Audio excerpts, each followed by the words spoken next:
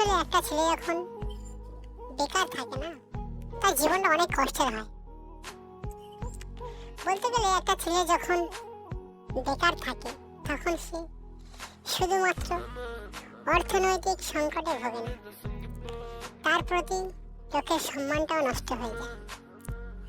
পরিবারের লোকেরা তার উপস্থিতি মেনে নেয়,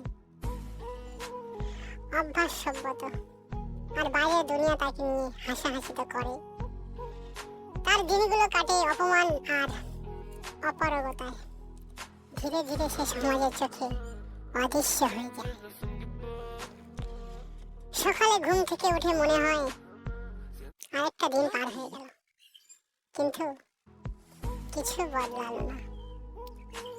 তারপর কাজ খুঁজতে বের হয়, আশায় থাকে কেউ একটা সুযোগ দেবে, কিন্তু দরজার পর দরজা বন্ধ হয়ে যায় তার জন্য।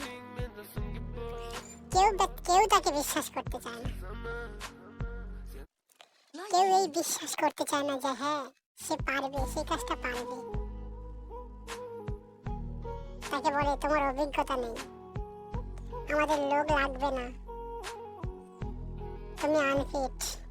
এই কথাগুলো তার আত্মবিশ্বাস ধ্বংস করে দেয় তুলে তুলে। বাড়িতে ফিরে দেখে মা মুখ নিচু করে চুপচাপ বসে আছে, বাবাও মুখ ঘুরিয়ে নেয়। ছোট ভাই বোনের চোখে এক ধরনের প্রশ্ন, তুমি আসলে করছোটা কি? যাকে সে ভালোবাসে সেও ধীরে ধীরে দূরে সরে যায়, কারণ সম্পর্ক টিকিয়ে রাখতে হলে টাকা রোজগার করা শিখতে হয়, নিজেকে প্রমাণ করতে হয়। এই নিষ্ঠুর পৃথিবীতে প্রেম টাকা ছাড়া আর কিছু চেনে না, শুধু টাকাই চেনে। বন্ধুরাও মজা করে, আত্মীয়রাও খোঁটা দেয়, প্রতিবেশীরা আড়ে হাসাহাসি করে। সময়ের সঙ্গে সঙ্গে সে নিজেকে ঘৃণা করতে শুরু করে।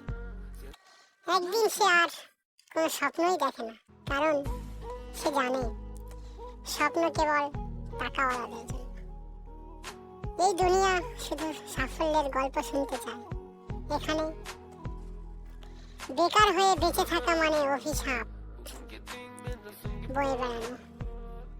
অভাবের যুদ্ধে সবাই টিকে থাকতে পারে না, কেউ আত্মহত্যা করে, কেউ আবার কাপুরুষের মতো জীবন কাটায়, আর কেউ মেনে নেয় জন্মই আমার আজন্ম পাপ। এটাই হলো একটা ছেলের জীবনের। যখন বেকারত্ব কাটায় না, তখন এই জীবনগুলো সে পার করে। দেখুন, সমাজে দেখুন, যারা বেকার ছেলে আছে তাদেরকে সুযোগ করে দিন।